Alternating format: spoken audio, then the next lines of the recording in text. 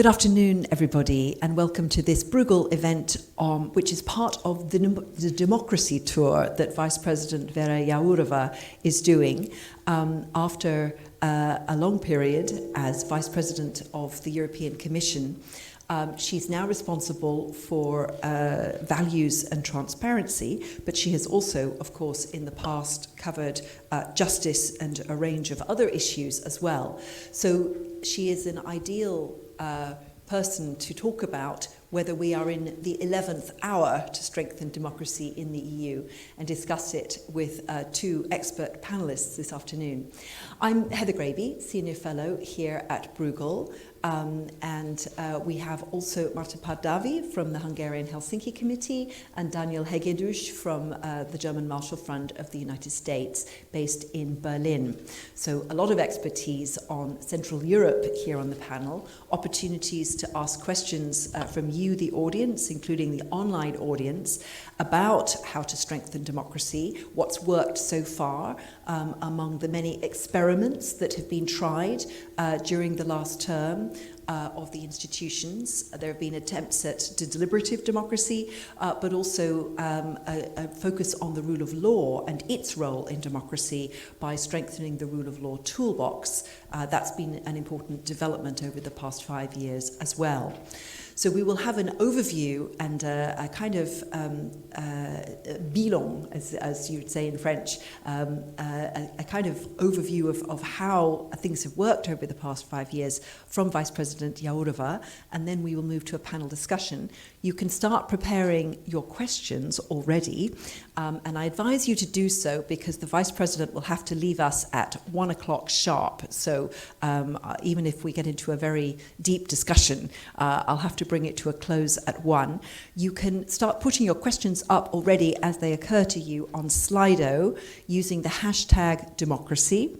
And those in the room can also use Slido. You can just go onto the website or the app and go into hashtag democracy, and I'll include your questions there as well as turning to you in the room. So we would love to start with you, Vice President Jourová.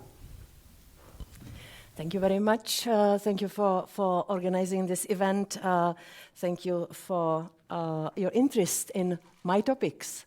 Let's speak a little bit about the timing. I don't want to do the old good trick to kill all the time by my speech and not to be then available for the questions. Yeah, so 20 minutes. Yeah, and then. Yeah, I have to leave at 1. First of all, thank you again, the organizers, the Bruegel, and the partners, namely German Marshall Fund and Globsec. We should discuss the state of preparedness for elections and answering question if there is more than should be done, because we are not finishing yet. Maybe some expected that we will start packing before the elections, we who do not want to continue, which is my case, continuing the commission, but I decided to travel a lot and to travel to almost all the member states, and if not travel, to have Skype calls with the key partners in the member states, because there is too much at stake. The European elections, they are common for the whole Europe, but they are organized per member state. And if we fail to have free and fair elections in 1 or 2 member states, especially in the sense of if we let the campaign being totally manipulated and people brainwashed, then we have a trouble in the whole European Union. Yeah, so I think that I have a strong case and reason why to go to the countries. We see 3. I am simplifying 3 main kinds of threats to the elections. One is cybersecurity. So we are investing in having our electoral infrastructure as robust as possible and resilient against the attacks which will come. Yeah, we don't have many certainties in this era. One of them is that the climate change is ongoing, and the second is that there will be harsh attempts to destroy the electoral process. Cybersecurity. The second, foreign interference. And the third thing is the whole phenomenon of disinformation / deepfakes, so hidden manipulation done by technologies. I was stopped for a while with foreign interference, because here, of course, I should speak also about other actors than China, than Russia. I should speak about China, Iran, some no names operating from abroad. I was stopped for a while with Russia, because Russia desperately needs to have in the governments and in the European Parliament the people who will say, let's stop the support for Ukraine. Because if we stop the support for Ukraine, he will win. Putin will win it without using weapons. Yeah, this is the case of using words, disinformation campaigns as a weapon. And we have now solid data, especially thanks to three channels I have to mention. For the Central and Eastern European countries, we have the GlobSec collection of data. For the whole Europe, we have very well-functioning now EDMO organizations. And we have the collection of data which we required from the digital platforms. I always say that Facebook is the best place where you can measure the temperature of Europe. Yeah? It's not Facebook anymore, it doesn't matter. They are confusingly changing names. So if I speak about Facebook and Twitter, forgive me. Well, I stopped. Russia has excellent collection of data showing our vulnerabilities and our absorption capacity for their stories. And the purpose for the stories, I told you how I see it. Per country. So, for instance, in Finland, it was clear that in the presidential elections, there was no attempt to influence it. Two reasons. Because Finnish people are quite resilient after having to live during the Cold War next to Russia, being permanently targets of the Russian propaganda. And the second thing, well, the Finnish president is not such a strong political figure, so the Russians didn't want to invest in it. It's also about money. Yeah, Russians also need to be economic, and they do not invest where it doesn't have the necessary impact. It's a very cold calculation based on very good analysis.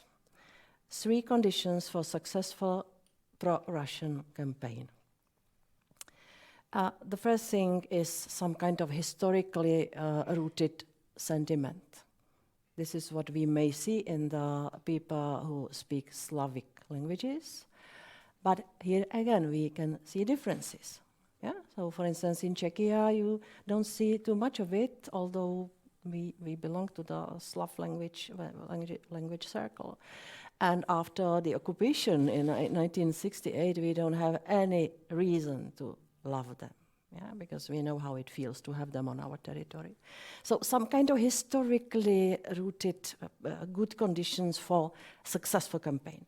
The second is the resilience or low resilience of the society, low media education, no awareness raising done by the state or by different bodies, even NGOs, something sending the people the message, don't believe everything you read. Yeah? So we know that this is neglected in many states. The third factor, political proxies who fly on Russian narratives. And here we have 3 categories. In some member states, we see this quite well-coordinated front outside the governments and the parliaments. They are either political movements or parties, non-parliamentary political movements or parties, or individuals who do it by either for money or for their heart burning for Kremlin. Yeah, we don't have time, so I will be short. The second case, the parties flying on Russian narratives who already sit in the parliaments. We have more and more of them. and we might see them already now in the European Parliament, and we will see more of them there. Don't ask me whether I see it more on the far left or far right. After sitting 10 years in the Parliament, in the middle as the commissioner, when I hear those two sides, they have different angle, but their solutions for the society is always the same thing. It's some kind of totalitarian regime, yeah?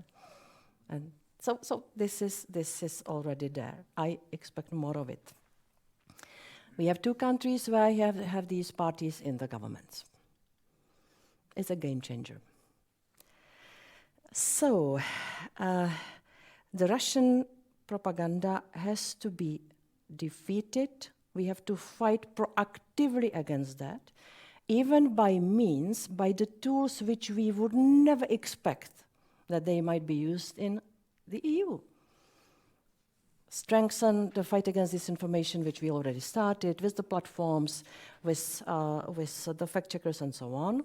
So we might speak later about that. But the second thing, we prohibited Russia Today, Sputnik, some others in the sanctions packages. I was accused of being censor of Europe. How come we are prohibiting media in the EU? What if we give bad example to Putin? What if we inspired him to chase out of the country Deutsche Welle? I could not believe that. I don't know whether I should laugh or cry, because such a level of naivism and lack of understanding of where we are, being overflooded by the Russian propaganda, I could not believe that. Sorry, I am getting upset again. I got upset yesterday, I nearly died because of the Roma children. But these are serious topics. We do unprecedented things in this period of time, also by supporting Russian journalists in exile in the EU. We support them to continue doing their job. We try to find any solution to get the results of their work onto the Russian Federation territory. This is what I experienced when I was a child, the Voice of America. We were listening to it with my parents. And now I even find it as a personal imperative that we have to do the same for the Russian people. So unprecedented things are happening. For protection of democracy, or to describe what we do, I started with the information space, speaking about the propaganda. As you know, we started to work on some kind of healthier and safer information space for the citizens, but also for the media, by introducing regulation, Digital Services Act, the regulation on political advertising, AI Act, which says clearly that the AI production has to be labeled, and the Media Freedom Act, which is new kid in the block, but we believe that altogether these pieces of legislation are consistent in not introducing any kind of censorship, but rather in pushing on the measures against illegal content, and also the measures which will guarantee that the people will have a chance to read somewhere the facts. This is not about censoring opinions. This is about creating the space for evidence-based truth. This is important always. If I will speak about just the truth, I am suspicious to myself because it will be subjective. No, we speak about the facts, and that's why in the Media Freedom Act we have a strong article supporting public service media, which should be such guarantors in every member state, and we also want to support independent media, which have private origin. These are all things planned in the so-called European Democracy Action Plan back in 2020. So for you who have a special strange hobby to read political papers in the evenings, you can look into this European Democracy Action Plan, whether we did what is planned in it, and whether it somehow is well fine-tuned with what I am telling you today, because we try to keep this link. Heather mentioned rule of law. So very shortly, over years, I tried to explain that the principle of rule of law, which is the precondition of democracy, or vice versa, these are twins. I sometimes speak about the Holy Trinity: democracy, rule of law, and fundamental rights. But I try to explain that it's not a political or ideological thing. Rule of law is a principle which should be above it. Universal value. But always it slips into the political discussions. And why, ladies and gentlemen, I have my very amateurish explanation. Because the rule of law is understood, it should be a limitation of powers, but it's understood by many as a fight for more power. That the rule of law principle can stand, and let's close both eyes, can stand the situation when after the elections, the newly elected winning party will grab everything, including judiciary, media, academic freedom, state administration, which should remain professional, and will do everything to narrow the space for the civil society. Because nothing is more dangerous for autocrats than active citizen. This is the playbook. This is the menu. This is what we see in some member states. And I think that we have to say clearly, the limitation of powers is absolutely key, and there must be some counterpower to stop this process of grabbing everything. We have a toolbox. First of all, Poland and Hungary asked me several years ago to stop being biased. I was not aware of being biased. I am sometimes criticized that I am not active enough to take actions against the states like Poland in the past and Hungary in present. But I admitted that we should look at all the member states and use the same methodology for assessing the sustainability and quality of the rule of law. I would wish to be able to measure the quality by some quantitative indicators. We don't have it, so we have to do quite cumbersome process of assessing the situation in all 27 member states. The rule of law report is said by some that it is just another report, but it's not true, because it serves as a preventive tool. And when we see some start of some negative tendencies in member states, I immediately jump onto it. And we have a discussion with the ministers and with the relevant authorities, because when the fire is too big, it's not easy to liquidate it. So we want to have an early discussion with the member states. We have issues in Spain with the National Council of Judiciary. For me, it's important that I have a solid analysis, which also shows the trend between, let's say, 2021 and 24. What happened? I asked in Madrid, could you please explain to me why the problem still exists? And it's sometimes felt like an inspection from Brussels, but I tried to be collaborative and understand the arguments. What is maybe more influential tool? I will skip infringements, but we are winning all the cases in Luxembourg. I am quite proud of it. That when we launched infringements on the basis of the breach of rule of law, all cases were won by the Commission. But the money, when I said for the first time in 2017 that we should condition the financial support from EU by the guarantee that there is rule of law in the state, many were shocked, and it was a scandal. How can you even say that the money could be stopped? You would not believe it, how over time the conviction that the European money is unconditional, how it grew. Like a cash machine, you can rely on having the money in it.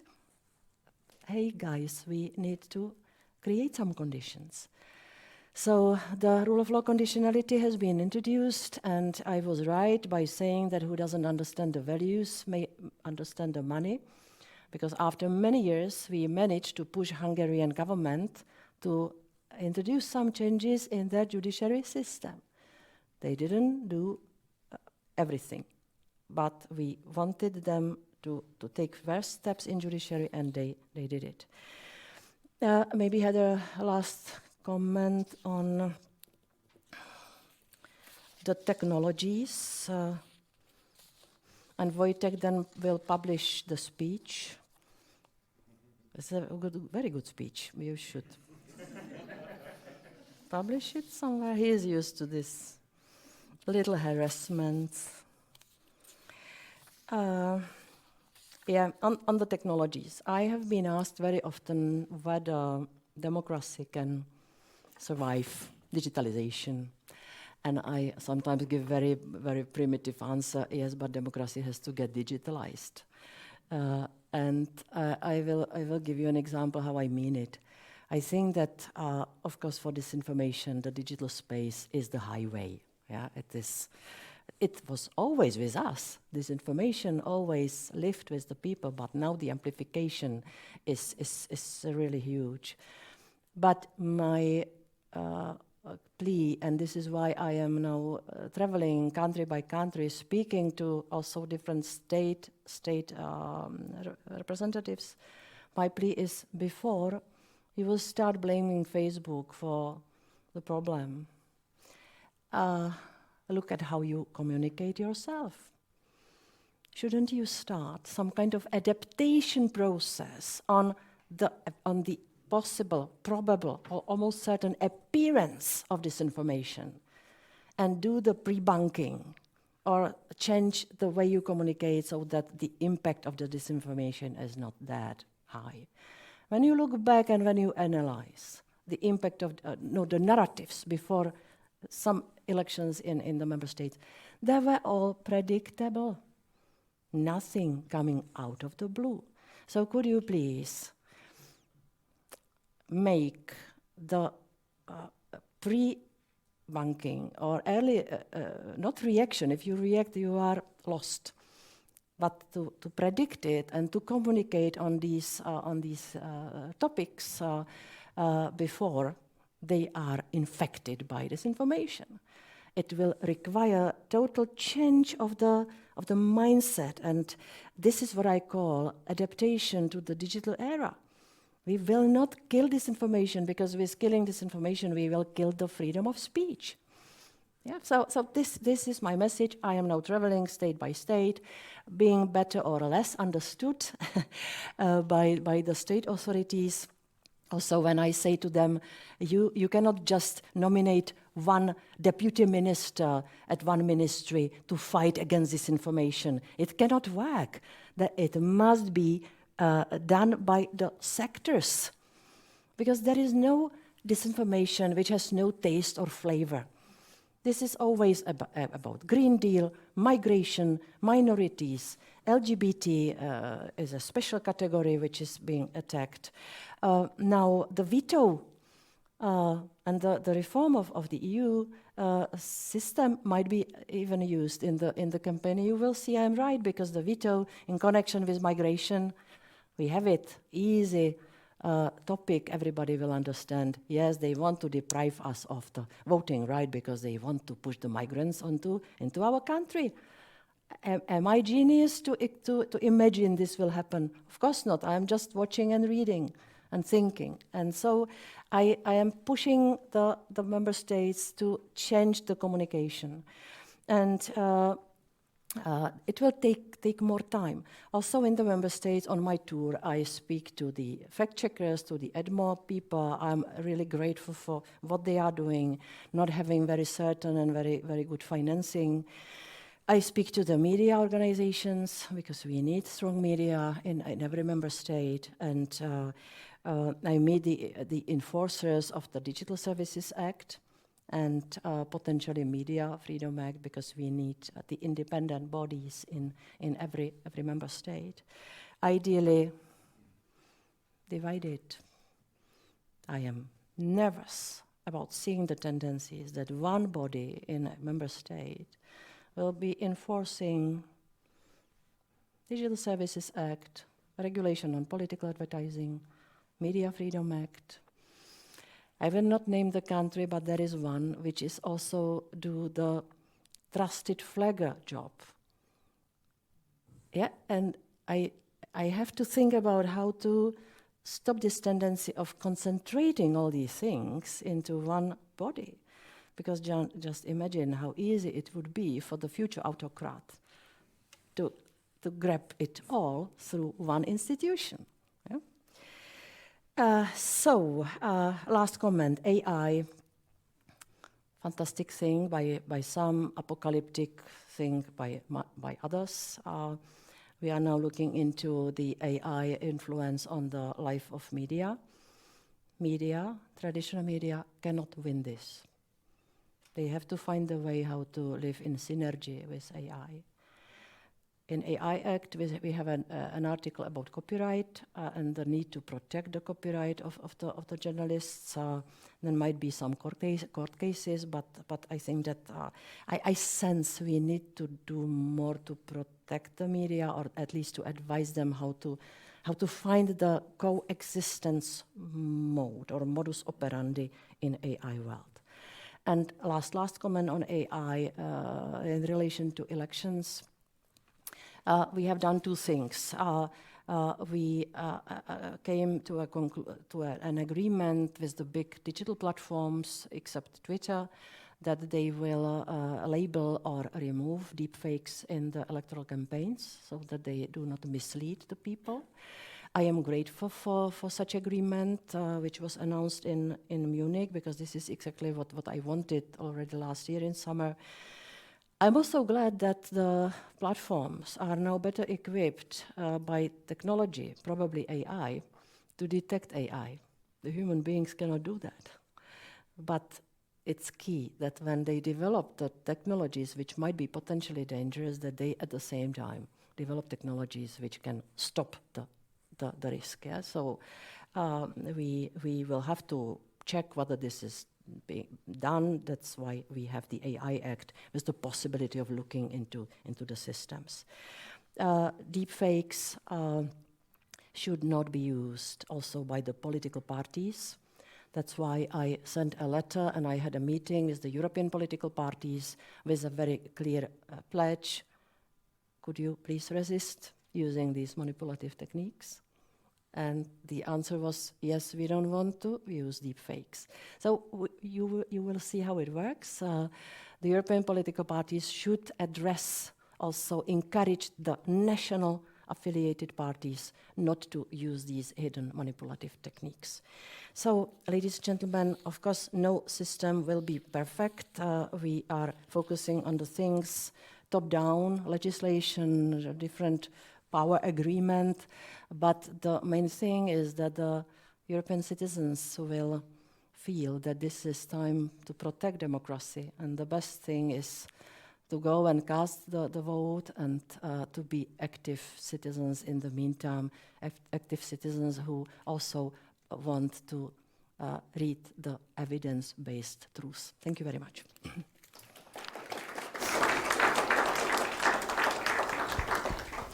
Thank you very much, Vice President Jourová. That was a great and very frank overview of the problems that are still remaining in the last 5-year term in which you've been Vice President responsible for this. The EU has actually done things that would have seemed impossible a few years ago, particularly on media freedom, and yet still the EU's powers are really quite limited because the member states want them to be quite limited. National governments, national leaders are always concerned about what happens if something happens in my country where I don't really want people outside the country to have a say. So it's a very tricky issue, and you've set out the remaining difficulties, which are the threats to democracy, but also the dilemmas about how to maintain the balance between measures to protect democracy, lots of different things, but maintaining also fundamental values such as freedom of the media, separation of powers, and of course the separation of powers also between member states and the EU level. So thank you. Rule of law to respect. And yes, indeed, rule of law is there also in terms of the EU treaties and the division of competences. And we have a lot of questions already coming in, but so I'll just flag up to you that there's a big interest in deliberative democracy and the experience of the past 5 years, so we'll come back to that.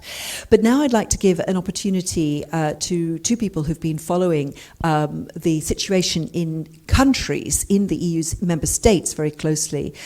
So Marta Pardavi is the co-chair of the Hungarian Helsinki Committee, very prominent human rights NGO, but she doesn't only work on Hungary.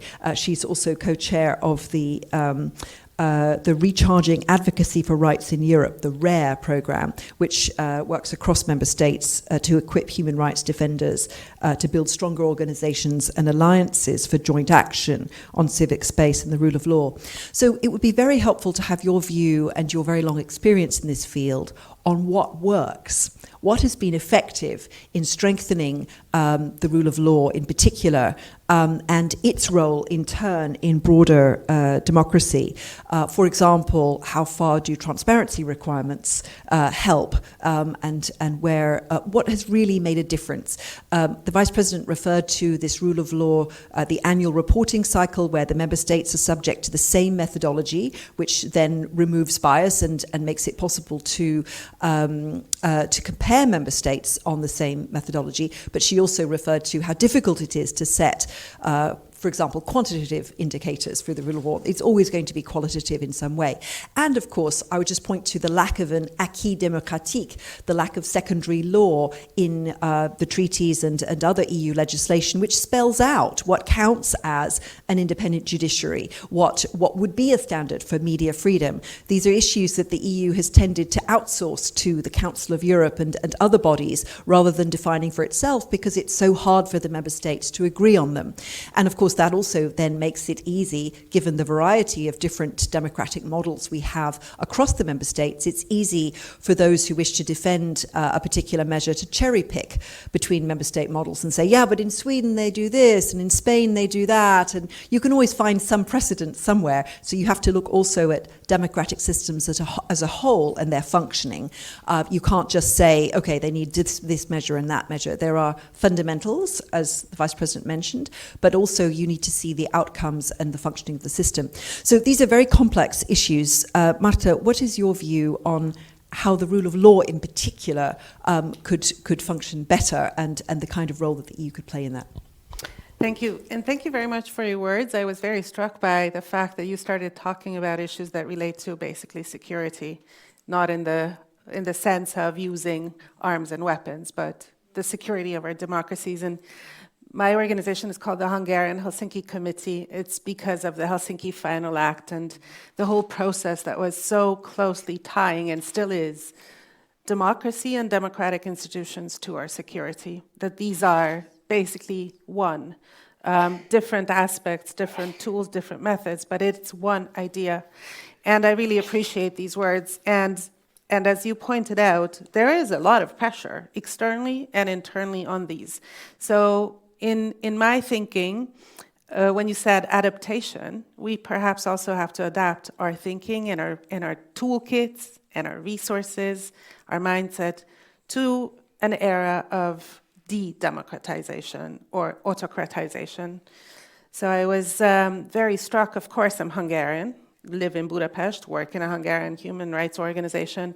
So it's always painful for me to read any democracy reports, such as the VDEM latest democracy report, which points out a number of EU member states which are really rapidly losing credits, losing rankings in democracy, and it's really utterly painful to always see that Hungary leads this list.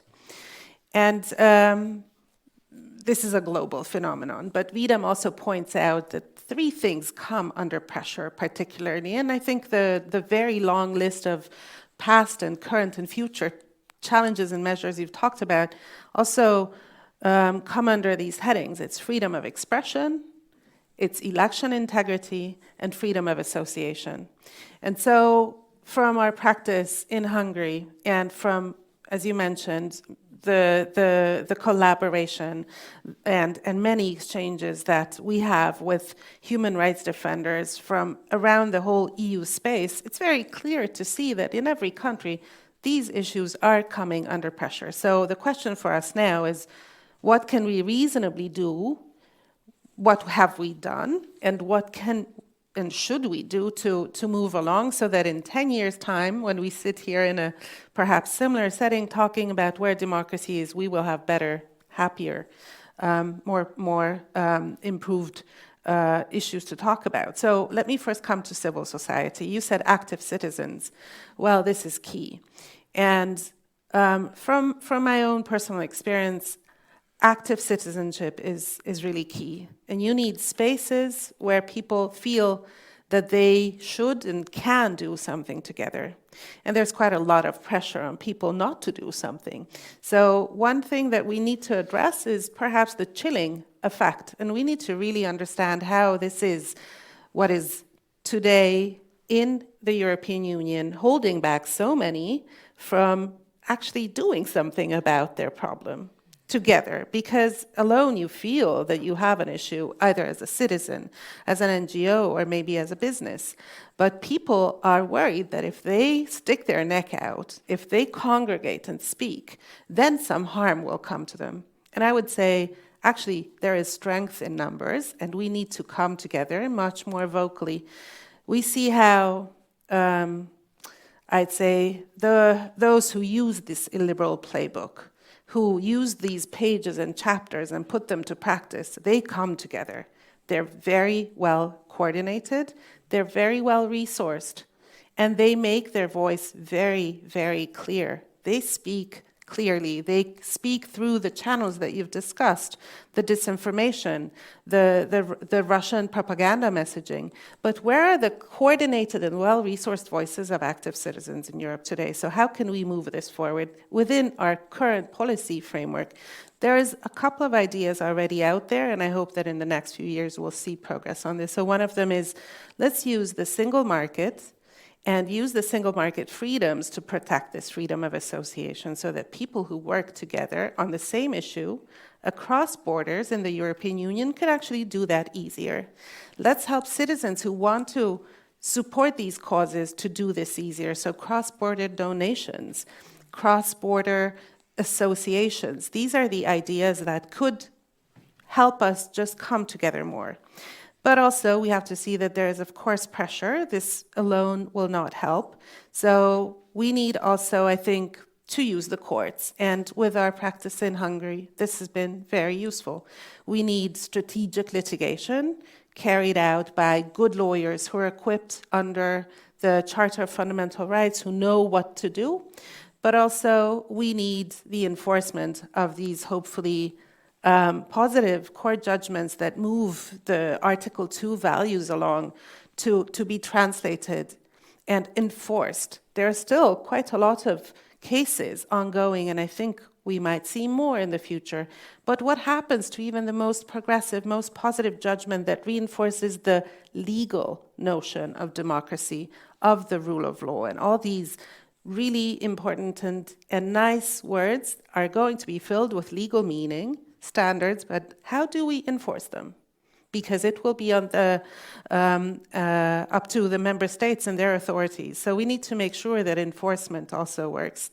And then also we have to see that in certain cases, human rights defenders, journalists are coming under pressure, not exactly the same way as outside the EU, where we're making progress on helping them. Those who need to still flee and enjoy protection as refugees, but also as dissidents, as political and human rights defenders in the EU. But similar things are happening in the European Union too. So we need to think of a protection mechanism that allows us to understand where's attacks happening, so that it wouldn't be just by word of mouth, but we would have a system to understand this. We'd have better response mechanisms, including support to journalists too. And also, we need to think about whether we need to basically upgrade our legal system and our policy tools and to include more support and resources. Now, some of these things also, of course, apply very much to the rule of law. And the rule of law report, we can talk about that, but I can just add one thing. When we talk about all these tools, we need people to use them and to basically push this engine along so that it gathers speed. But without resources, this is not going to be working. The SURF program, I think it's a big achievement. The European Union is finally investing in democracy and civil society and fundamental rights, but it doesn't cover everything. It is important, but it will not be able to match the volume of funding that is not transparent, of course, but that does fund this illiberal playbook. So more of that in the next financial cycle, but also smarter funding that allows also capacity for monitoring, for reporting. We don't have a rule of law report if there is no information fed to it by civil society. We'll have a lopsided presentation of good practices of states. Is that true? Well, let's have more sources of information. So this kind of monitoring, ongoing reporting will require our resources, and it must be European investment, because there are some resources for this now, but it comes mostly from outside the European Union, and this, in a way, can be vulnerable to political shifts elsewhere. So I would say let's not only think of new tools, but let's think of fortifying the current ones and make sure that this is matched with the resources. Super. Thank you very much, Marta. Key points there, not only for the current institutions, but also for the next term. So, Daniel, from your point of view in Berlin, running a regional program with a focus on Central Europe, but also looking across member states, tell us what you think are the sources of the backsliding that we've seen. Are these things that are primarily domestic? We see the rise of populism in quite a lot of different member states. In some countries, populists stay on the sidelines. They sit in the parliament, as the Vice President was saying, but they don't want to come into power. We've seen, for example, not wanting to actually take office, whereas in other countries, they very much come into power and then start to take over state institutions. So how can and should the EU try to address these domestic sources of attacks on democracy and the rule of law, where often at national level democracy is used against democratic principles? Yes, thank you, Heather. It's really a pleasure to be here. And actually, I would start with a stock taking in that regard, and absolutely agree with you that over the past 2 years, we have seen a development, especially how the European Commission is addressing, I wouldn't call it rule of law backsliding, because it's practically the de-democratization of EU member states. So that was unparalleled. We haven't seen that level of development in the previous 10 years since autocratization started in earnest around 2010 in the European Union. And it's obviously a political achievement and the merit of Vice President Jourová, Commissioner Reinders. However, I think if we take a look on the proposed measures, the Democracy Defense Pact and the European Democracy Action Plan in the past, then what we see is that actually they are focusing not on the most important areas of authoritarian challenge to European democracy, but to the least controversial ones, where competencies of the European Commission are the strongest and the most obvious, and the political support, especially from the member state side, is also given. In my understanding, the main challenge to European democracy is not necessarily foreign interference. It's domestic. Malign foreign interference is only amplifying the present illiberal and authoritarian challenges. It's not a source of them. And I don't know how far it's politically feasible, because I think the protection of democracy and the rule of law in the European Union is also as much politics, and especially interinstitutional politics in the main institutional triangle, than it's actually law. And against that background, as Marta mentioned, it's subject to political changes. But if the next commission will be as committed to the protection of these values like this one was, then I think a refocusing from the area of foreign interference to grassroots domestic challenges would be the way how more results could be generated. And in this regard, very briefly, just a couple of practical recommendations. I can just piggyback on Marta, that the European Commission, aside of the regulatory work, should also put money where its mouth is, focusing on the support of grassroots civic and political activism and civil society is essential, and it's very important. I could just quote Vice President Jourová that nothing is more dangerous to autocrats than active citizens. We couldn't agree more. And against that background, really upscaling the financial contribution to the Citizens' Equality, Rights and Values program would be key. Potentially extending it to uncharted areas like democratic and civic education would be also crucial. I think we are clear in this room that there is a lack of EU competencies there. But if we take a look what level of disinvestment took place in the area of democratic education over the past 2 decades in member states, then it's stunning that we are complaining about the fading democratic attitudes in our societies, while we also fail to invest in them. The best case would be, for example, Austria, which 15 years ago had one of the best developed and best financed civics and democratic education system in the whole union, and now it's practically dried out. And when it comes to the potential country cases and also the exchange with platforms and institutions, Marta mentioned that we need a change in the mindset. And I think there were signs of a change in mindset over the past 2 years.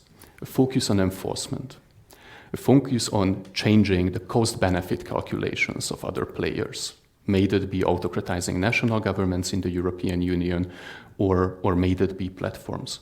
And I think that approach needs to be continued. There were very big achievements, especially the transparency of political advertising, for example, with the platforms. But I think the proper categorization should be also ensured.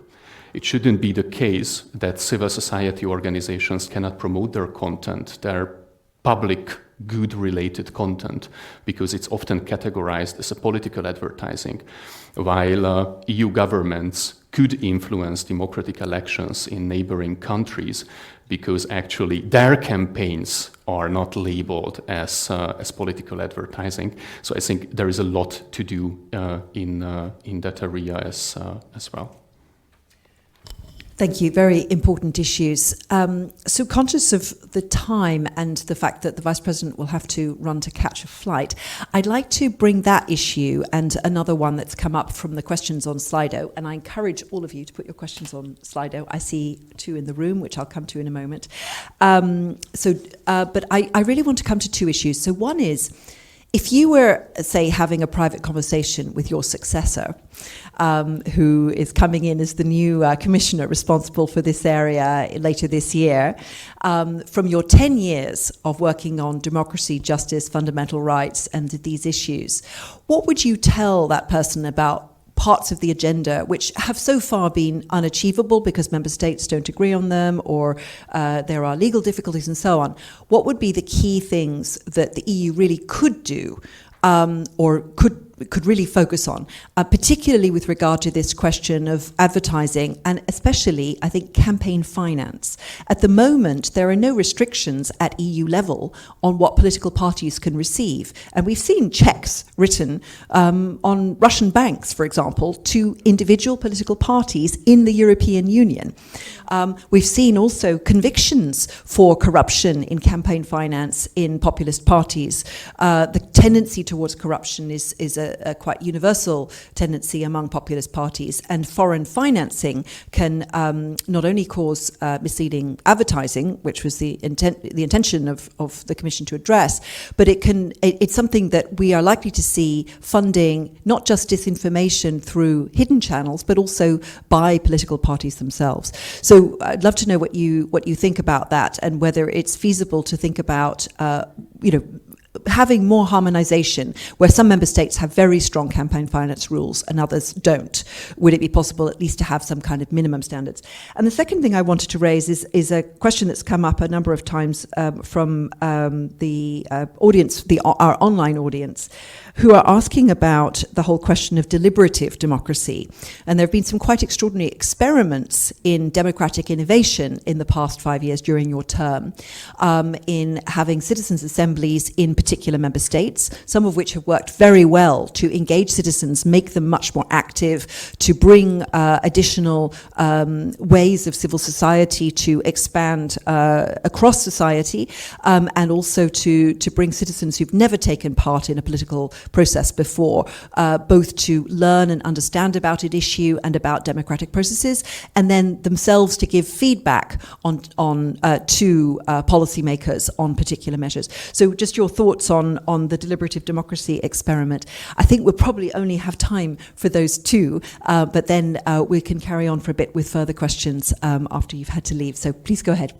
My dear, these are questions which require 2 hours answers, but I will try to be short.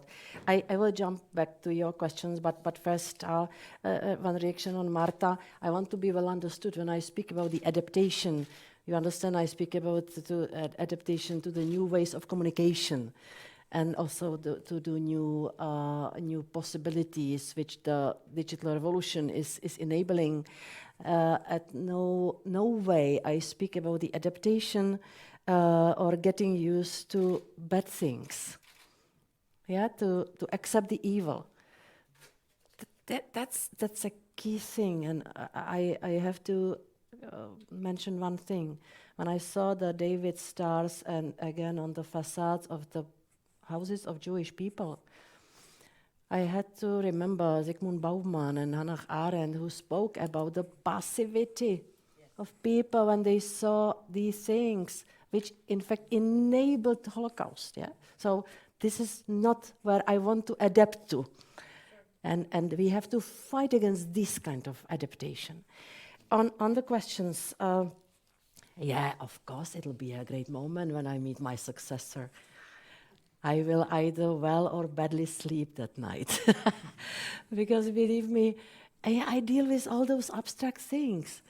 But you can screw it up horribly by being too passive or too activistic. I think that my advice will be, please,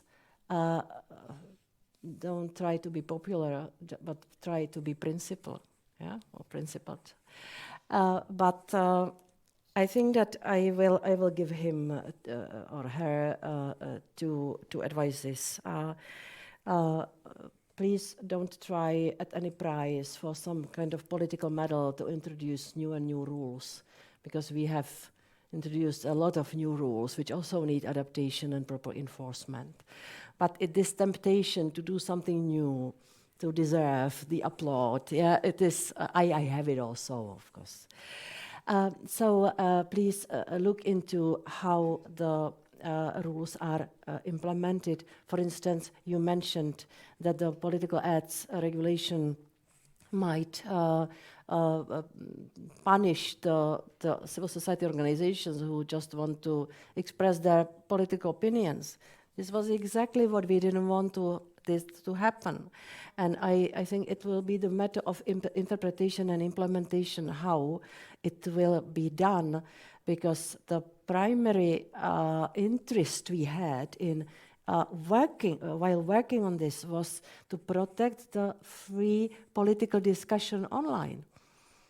The agora, which should be horizontal, where we should not be just driven into the bubbles and the tribes, which I see this has happened. So the implementation with a common sense, with the sense for reality, and with also taking on board the feedback which you are giving, because I think that exactly this piece of legislation might be abused or badly used. So this will be my advice. The second advice will be, yes, watch the money, because the values program should help more, but there will never be enough money. But I think that we will have to look into the budget and maybe recalculate the priorities, because at this moment, when you look at European budget, it's very much about the stomach, something about the brain, and not much about the heart.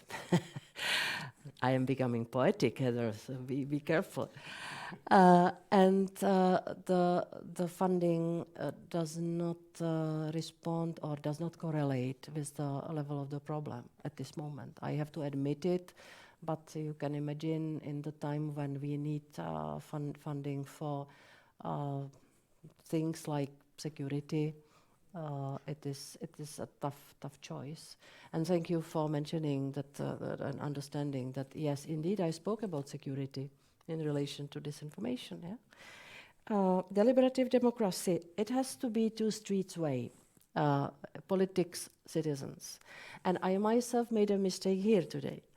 But because I think that when we discuss these things, also behind the door, on the political level, with experts, we are not mindful of the triangle. Politics or politician, the topic, the thing I want, and the citizens. I didn't speak much about them today as well, but they are absolutely key. That's why I think that this is a very strong call. Again, using the new ways of communication for inviting the people more into the decision-making process. It's easier to do it at the local level, regional, state with question mark. They have to work hard on creating new channels. And at European level, I can tell you, I sometimes feel really we are quite far from the people. Yeah? But it's not, I think, the matter of arrogance or bad will, but simply the topics are so macro topics that it's not easy to explain that. Two ways, feedback and transparent and honest, hard work with the feedback.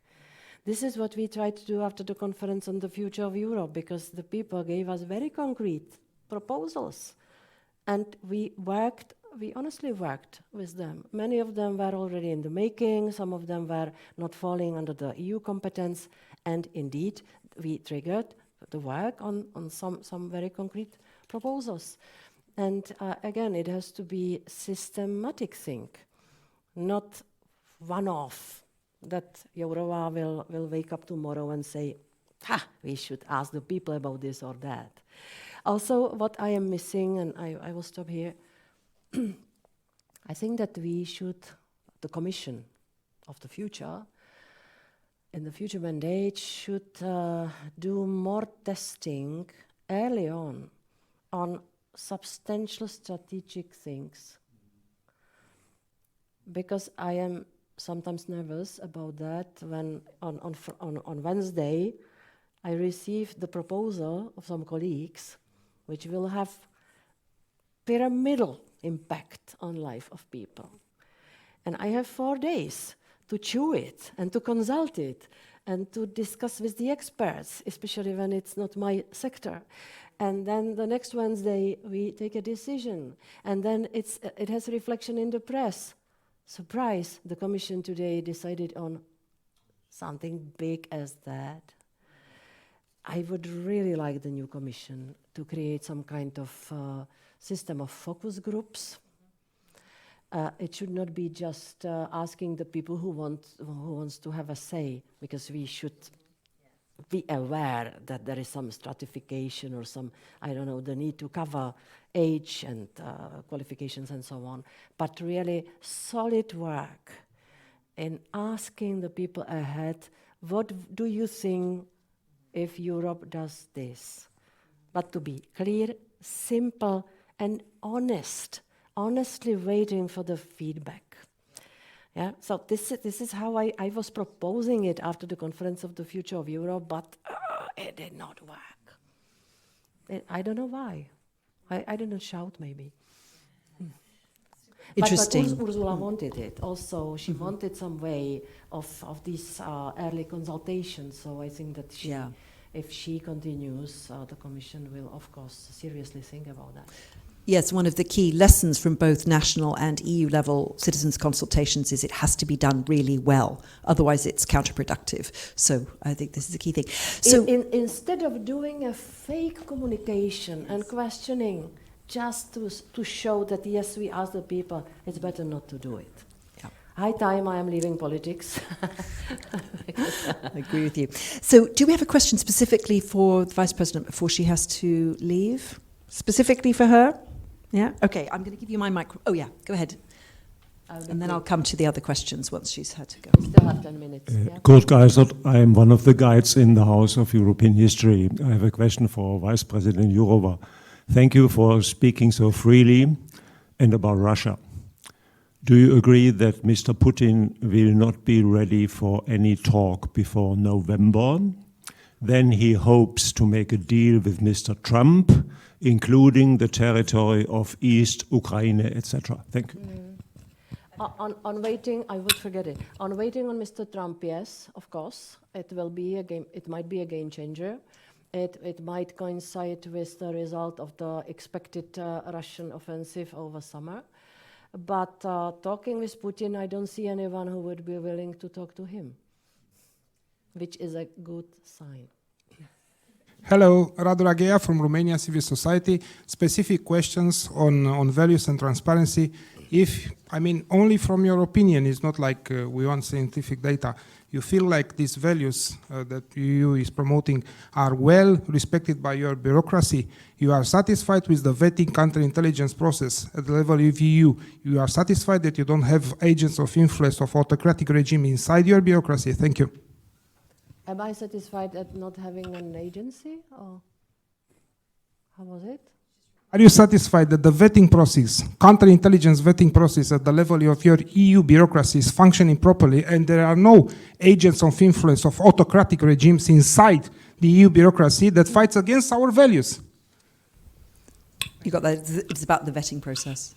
Which vetting process? Well, so when people become Commission officials at senior level, they have to be vetted by their national intelligence agencies who provide an assessment to the Commission. I'm not aware of it. I don't know. Okay. I never was the subject of it.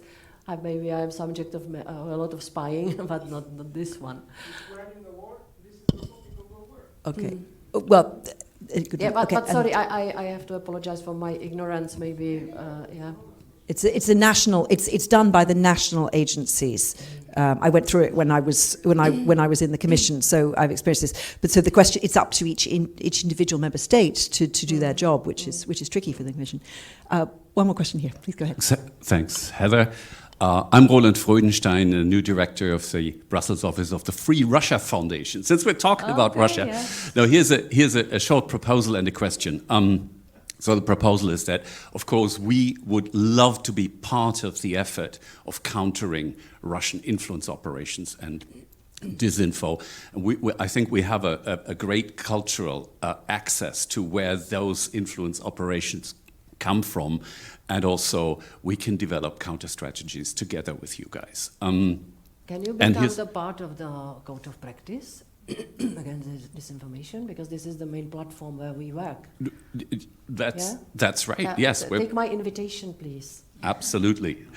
Question. 2 days ago, there was these news about a Russian-Hungarian operation to help Peter Pellegrini in Slovakia with his bid for power. Can anyone comment that? It doesn't have to be the vice president, maybe one of the other colleagues here. Yeah, it's for the colleagues. I cannot comment it. I knew that. I have to be silent. Very briefly, thank you, Roland, for the question. I think this is nothing new. That's right, go ahead. We saw during last September and October how the Hungarian government interfered first in the Slovak parliamentary elections by advertising negative campaign videos targeting Slovakia, and then just a month later in Poland. And we knew very well that it also happened previously in Slovenia, where actually Hungarian government-friendly investors own a large part of the media around SDS. So what we see here is actually a continuation of Hungarian intervention patterns and measures that undermine the sovereignty of other EU member states. I would say business as usual. I wouldn't like to become a president of a country being supported by somebody who killed hundreds of thousands of people. It's always a matter of choice for that very person.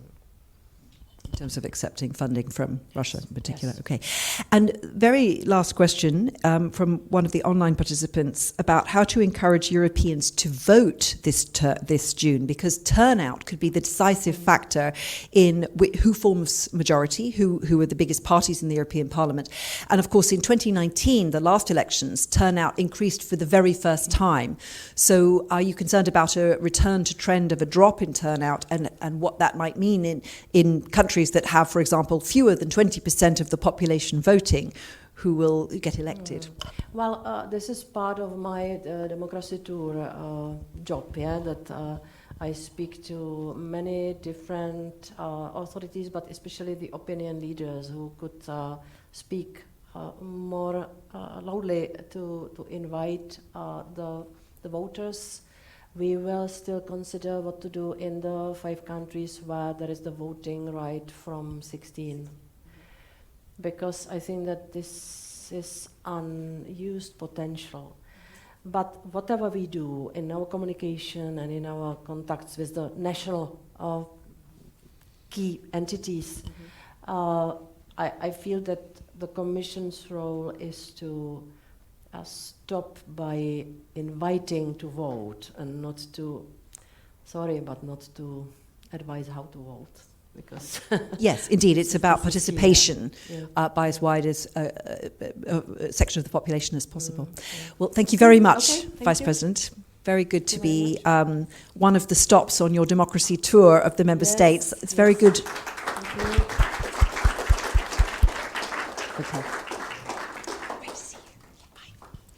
So we have an opportunity to take a few more questions for our experts on the panel before inviting you to lunch. I have quite a few online, but I've seen 2 more hands in the room, which I will take first. You've already asked one, so can I just over here? There was one here. Okay, you're not paying attention to me now. Okay, sorry. Okay, jolly good. Right, let me take one of the online questions that I think is especially relevant for you, Marta, which is this question of the role of internationally recognized principles of the rule of law, and the way that certain member states, I think Hungary notably, has introduced national laws that kind of protect the ruling party from those internationally recognized principles. And then sometimes there have then been strategic litigation, which you mentioned earlier as a key way of combating this. It's gone to the Court of Justice of the European Union, who've issued a ruling saying, for example, you can't have a law that prevents NGOs from acting independently, you can't have a law that prevents private universities from operating in the country with academic freedom, or other such things. They get struck down, but then somehow the government can keep introducing more laws. So how to protect these principles of the rule of law, which have been agreed not only in the European Union, but also much more widely, much more internationally. We see multilateralism becoming less effective, but the EU is still very much tied to the idea of international law. Is that something where you see some glimmers of hope, or how would you like to tackle it?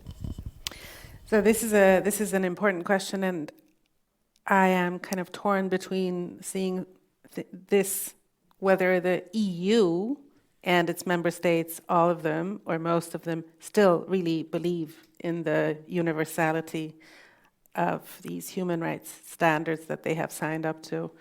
Because there's, of course, indications to the contrary in many member states, and it's enough to think of refugee protection as one of the areas where this is being tested, and it appears that this is, of course, a testing ground, as it was in Hungary with dismantling asylum as such. Much of the strategic litigation that organizations like mine have been doing focus on refugee protection. And we are today, I think, have to see this, whether we still have the right to seek asylum as in the Fundamental Rights Charter really upheld. But this goes on to many other issues. So it is, of course, we can look at Hungarian cases where the Court of Justice has delivered judgments in which are not being implemented. Perhaps practices contrary to the judgment have stopped, but legal changes to actually give full effect to that judgment haven't happened. And here we do have a solution. Of course, Vice President is already gone, but of course we have to know that it's up to the Commission to enforce this, but member state support for this enforcement is really important. So just as I think we've seen in the past few years when it comes to some really key fundamental rights issues, member states supporting the Commission by intervening in court cases that concern core EU values, Article 2, we also, I think, would call for member states to also support the enforcement. But at this point in time, I don't think that there is a common agreement across the board and all this.